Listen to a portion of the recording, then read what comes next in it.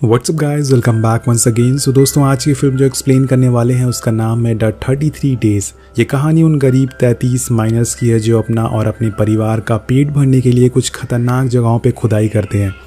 और ऐसे ही एक जगह है चिली में। दरअसल दोस्तों, हम बात कर रहे हैं 2010 की, जब चिली शहर में एक कॉपर और गोल्ड माइन में 33 माइनर्स फंस गए थे। वो माइनर्स वहाँ से कैसे निकले और क्या वो बच पाए या नहीं, ये कहानी इसी के बारे में है। कहानी को शुरू करने से पहले मैं आपको ये बता दूं कि ये कहानी एक सच्ची घटना पर आधारित है। मूवी की शुरुआत में हमें बताया जाता है कि हर साल पूरी दुनिया में तकरीबन 12,000 खुदाई करने वाले मजदूर मारे जाते हैं, लेकिन फिर भी ये काम सदियों से चला आ रहा है। इसके बाद सीन शिफ्ट होता है और हम चिली का एक छोटा सा गाँव देखते हैं जो रेगिस्तान के बीच में मौजूद है। इस गाँव में सारे लोग काफ़ी खुश रहते हैं और आज भी वो हर दिन की तरह काफ़ी खुश हैं, जिसमें हमें कुछ लोग देखने को मिलते हैं। इनके नाम हैं मारियो, रिचो, एलेक्स, जो अपने एक माइनर दोस्त की रिटायरमेंट पार्टी को एंजॉय कर रहे हैं। वहीं हम एक भाई बहन को देखते हैं जिनके नाम होते हैं मारिया और डारिया।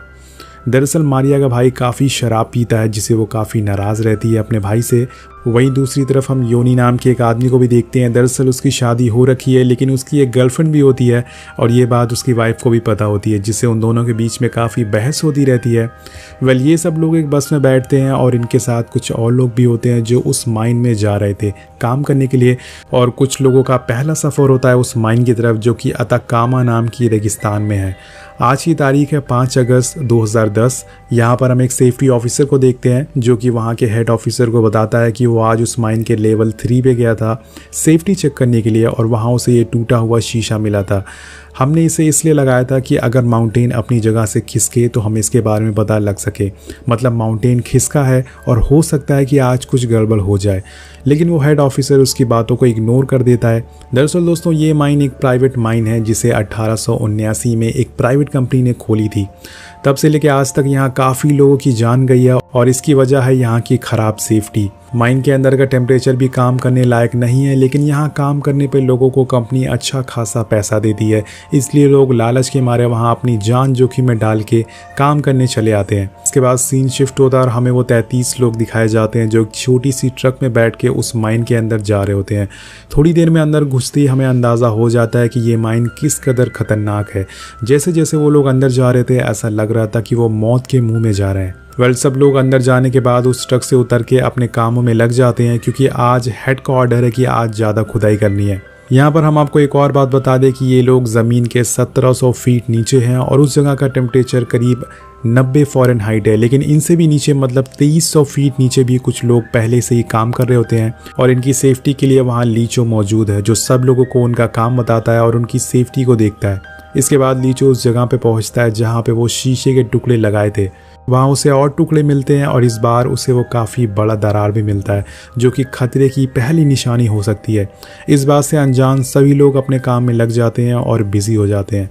लीचो अपने दिमाग से ये बात निकाल देता है और वहीं मारियो उस माइन में आए एक लड़के को इस माइन की खूबी बताता है, जो कि बहुत ही नर्वस और डरा हुआ था।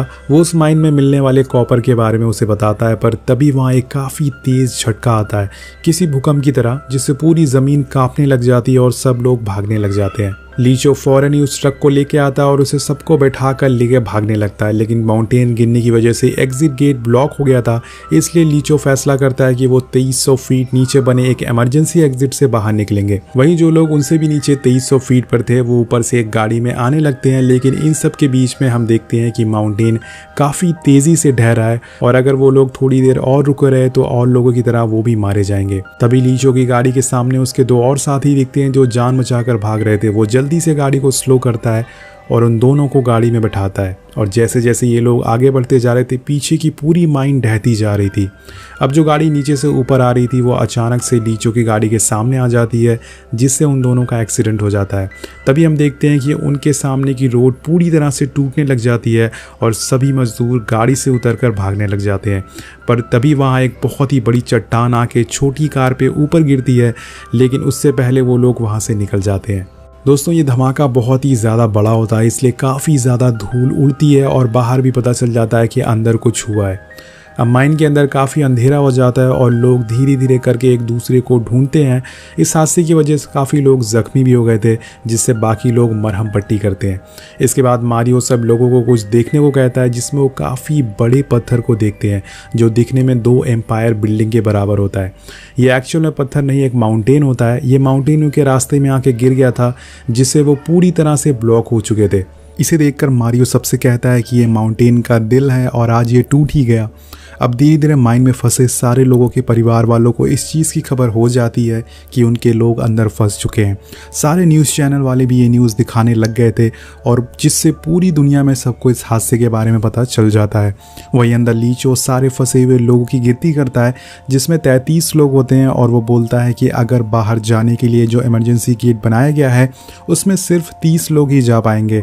पर तभी मारियो कहता है कि इस माइन में एक चिमनी भी लगाई गई है वेंटिलेशन के लिए, जिसमें से 3 लोग जा सकते हैं। तो लीचो कहता है कि ठीक है, वो 30 लोगों को लेके जाता है और मारियो बचे हुए 3 लोगों को। वही दोस्तों, माइन के बाहर उन 33 लोगों के परिवार वाले अपनों के इंतज़ार में खड़े हैं, लेकिन उन्हें उस माइन के लोगों से कोई खबर नहीं मिल रही है और उल्टा उन्हें वहाँ से भगाने की कोशिश की जा रही है। सभी लोग बहुत ही रिक्वेस्ट करते हैं और कुछ लोग रोते भी हैं, लेकिन माइन वाले उनको कुछ नहीं बता रहे थे उनके परिवार वालों के साथ क्या हो रहा है। अब दोस्तों, माइन के गार्ड ने पूरी माइन को पूरी तरह से सिक्योर कर दिया था और बाकी लोग को भगाने की कोशिश करा था, लेकिन वो लोग वहां से हिलने का नाम नहीं लेते और वहीं खड़ी रहने का फैसला करते हैं जब तक उनके लोग वापस नहीं आ जाते। वो सभी लोग उनसे जवाब मांग रहे थे, लेकिन उनके पास कोई जवाब नहीं था। अब नेक्स्ट सीन में हम चिली के प्रेसिडेंट को देखते हैं, जिनके पास लॉरेंस नाम का आदमी आता है। ये एक माइनिंग मिनिस्टर होता है। वो प्रेसिडेंट से कहता है कि 33 लोग फंस गए हैं माइन में, उन्हें हमें बचाना चाहिए। तो प्रेसिडेंट कहते हैं कि ये हमारा काम नहीं है, माइन कंपनी उन्हें निकाल लेगी। लेकिन लॉरेंस उन्हें बताता है कि उनके पास इतने इक्विपमेंट या फिर इतना साधन नहीं है जिससे वो उन्हें निकाल सके। हमें उन्हें बचाना होगा। अगर हमने उन्हें बचा लिया तो पूरी दुनिया में हमारी तारीफ होगी और आपकी भी पूरी दुनिया में प्रशंसा होगी। प्रेसिडेंट को बात समझ में आ जाती है और इस घटना का जायज़ा लेने के लिए वो खासकर लॉरेंस को जाने को कहते हैं। इसके बाद हम उस खदान के अंदर का सीन देखते हैं, जहाँ पे मारियो उस चिमनी की सीढ़ियों तक पहुँच चुका है और वहीं लीचो सारे लोगों को लेकर उस इमरजेंसी गेट तक पहुँचता है। लेकिन वहाँ का रेडियो पूरी तरह से ख़राब हो चुका है, जिससे अब लीचो बाहर किसी से कांटेक्ट नहीं कर सकेगा और फर्स्ट एड में भी कुछ खास दवाइयाँ नहीं होती। वहीं मारियो अब उन सीढ़ियों के ऊपर की तरफ चढ़ने लगता है, लेकिन वहीं थोड़ी ऊपर जाके सीढ़ियाँ ख़त्म हो जाती हैं और इसकी वजह थी वो तेज़ झटका, जिससे पूरी खदान हिल गई थी। अब मारियो के पास कोई और ऑप्शन नहीं होता, तो वो वापस लीचो के पास आ जाता है। अभी एक बार और जमीन हिलने लगती है और इस बार सबको लगता है कि वो इस बार नहीं बच पाएंगे, इसलिए वो एक आखिरी बार ऊपर वाले से प्रार्थना करने लगते हैं। ऊपर वाला उनकी काफ़ी जल्दी सुन लेता है और वो लोग इस तबाही से भी बच जाते हैं। अब दूसरे दिन लॉरेंस अपनी टीम के साथ माइन पर पहुंचता है, जिसे बाहर खड़े लोग वहीं रोक लेते हैं और उससे वादा करने को बोलते हैं कि वो अंदर फंसे लोगों को बचा लेगा। इसके जवाब में लॉरेंस उन्हें अपनी तरफ से हर संभव कोशिश करने का वादा करता है और ये सुन के वहाँ खड़े लोग उसे अंदर जाने देते हैं। जब वो अंदर पहुँचता है तो वहाँ माइनिंग का इंचार्ज उसे बताता है कि उस माइन के नीचे कोई भी जिंदा बचा हो ऐसा नामुमकिन है, और अगर कोई जिंदा अंदर बचा भी होगा तो उसे सिर्फ 3 दिनों का ही खाना नीचे बचा हुआ है और ये रेस्क्यू ऑपरेशन इम्पॉसिबल है, हम उन्हें बचा नहीं पाएंगे। लॉरेंस उसकी बातों पे यकीन कर लेता है और बाहर आके सबको बोलता है कि ये रेस्क्यू ऑपरेशन काफ़ी ख़तरनाक है और इसे करने का कोई फ़ायदा नहीं है, क्योंकि नीचे किसी की भी ज़िंदा रहने की कोई संभावना नहीं है। ये सुन के वहाँ खड़ी एक लेडी जिसका नाम डारिया होता है, वो काफ़ी गुस्सा हो जाती है, जिससे वो लॉरेंस को एक तेज़ थप्पड़ मारती है। जिसके बाद वहाँ खड़े सारे लोग काफ़ी चीखने और चिल्लाने लग जाते हैं।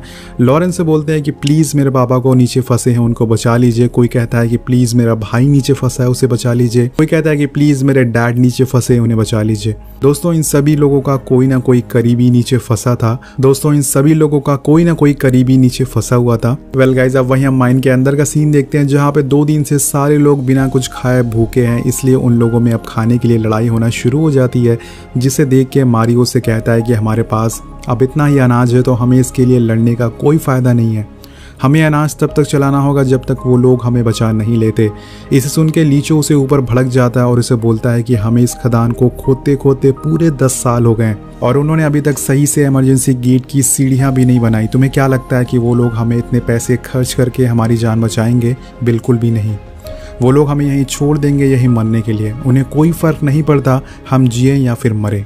उसकी इस बात का जवाब मारियो काफ़ी ऊंची आवाज़ में देता है और कहता है कि मुझे पूरा विश्वास है कि हम बच जाएंगे, और अगर उन लोगों ने हमें नहीं बचाया तो हमारे परिवार हैं वो हमें बचाएंगे। अगर तुम इस बात पे विश्वास करना है तो करो, अगर नहीं करना है तो मत करो। वेल, अगले सीन में हम देखते हैं कि लॉरेंस प्रेसिडेंट से परमिशन लेता है और उस रेस्क्यू को शुरू करने के लिए उन लोगों की जान बचाने की ठान लेता है, और प्रेसिडेंट भी उसकी बात मान लेते हैं और एक माइनिंग एक्सपर्ट इंजीनियर को भेजते हैं। उसे कहते हैं कि किसी भी हाल में तुम्हें उन्हें बचाना होगा क्योंकि इस खबर को पूरी दुनिया देख रही है। और ये चीफ इंजीनियर का नाम होता है आंद्रे। वो लॉरेंस के अंदर फंसे लोगों की सारी जानकारी काफ़ी विस्तार में उसे बताता है, और ये भी बताता है कि 2300 फीट नीचे माइन के ऊपर 2 एम्पायर बिल्डिंग जितना रॉक गिर गया है, जिसमें माइन पूरी तरह से धंस गई है। हमें उन्हें ड्रिल करके वहाँ से जितनी जल्दी हो सके वहाँ से निकालना होगा। वहीं अंदर माइन में सारे 33 लोग 24 घंटे बीतने के बाद सिर्फ थोड़ा सा दूध और 2 कुकीज़ खा के अपना गुजारा कर रहे हैं, लेकिन हमें यहाँ एक उम्मीद की किरण नज़र आती है। ऊपर ज़मीन माइन करने के लिए ड्रिल मशीन आ गई थी और रेस्क्यू ऑपरेशन शुरू किया जा रहा था, जिसे देखकर एरिया के सारे लोग खुशी के मारे झूम उठते हैं और उनके अंदर उम्मीद की लहर जाग जाती है कि शायद अब वो अपने परिवार को दोबारा देख पाएंगे। मारिया, जिसने लॉरेंस को चाटा मारा था, वो उसका शुक्रिया अदा करती है कि वो उसके भाई को बचा रहा है। वहीं नीचे एक और मुसीबत आ जाती है। लोगों के हेलमेट की लाइट की रोशनी कम पड़ रही थी, जिसे वो लोग गाड़ियों की बैटरी का इस्तेमाल करके ज़्यादा रोशनी करते हैं। पर तभी उन्हें ऊपर ड्रिलिंग की आवाज़ सुनाई देती है, जिसे सुन के वो लोग खुशी के मारे उछलने कूदने लग जाते हैं।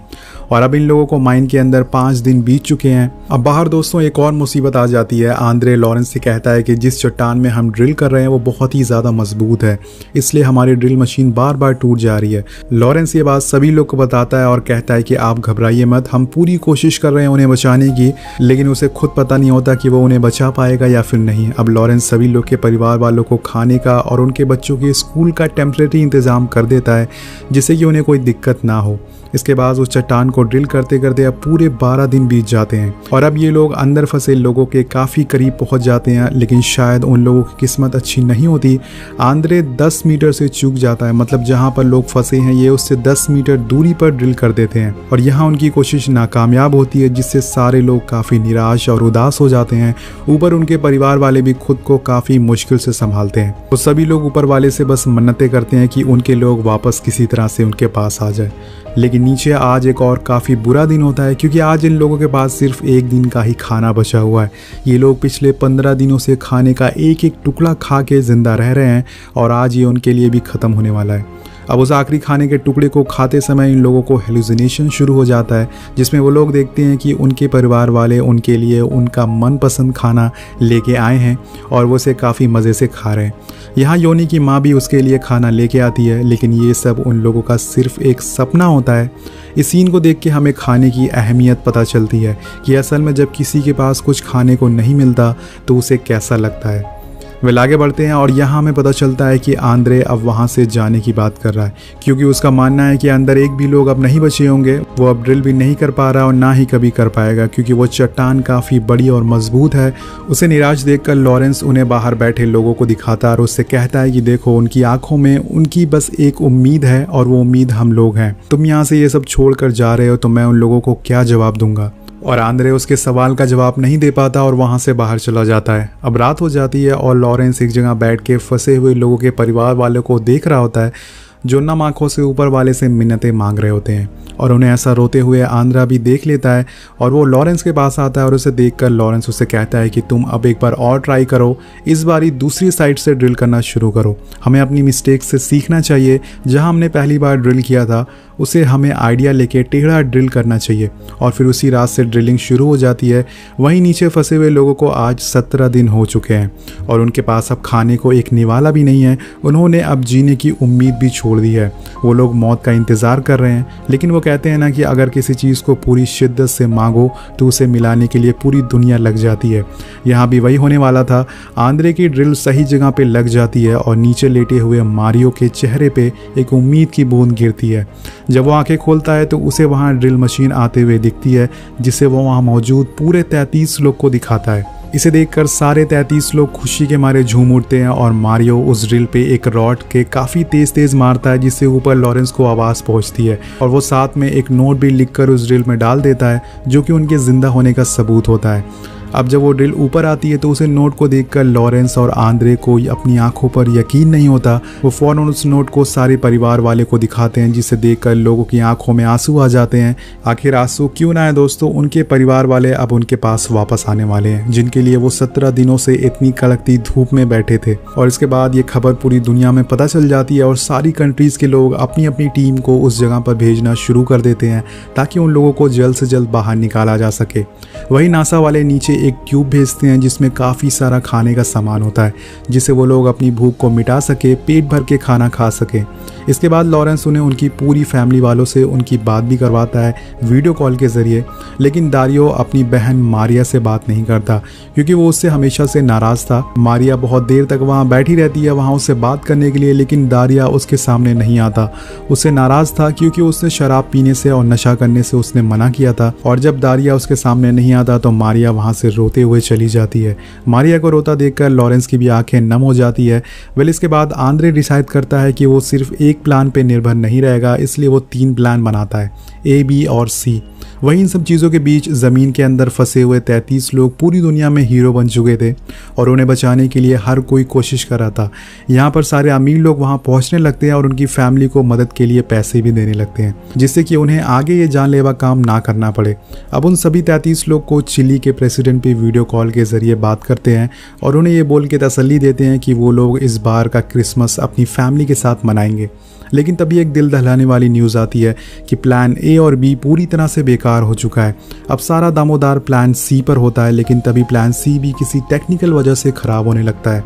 लेकिन आंद्रे अपने एक्सपीरियंस से उसे दोबारा शुरू करता है और नीचे सारे लोग के पास अब वो सारी चीज़ें हैं जो उनके पास ऊपर हुआ करती थी। नीचे वाले लोग अपनी फ़ोटो न्यूज़पेपर में देख के काफ़ी खुश भी होते हैं और वही लॉरेंस और आंद्रे भी उन लोगों से हर रोज़ वीडियो कॉल के ज़रिए बात करते थे और उनकी मदद से ड्रिल मशीन को किस जगह पे चलाना है ये भी पता लगाया जाता था। अगले दिन वहाँ पर एक कैप्सूल भी आ जाती है जो कि इन लोगों को बचाने वाली थी, लेकिन यहाँ एक काफ़ी बड़ा खतरा होता है।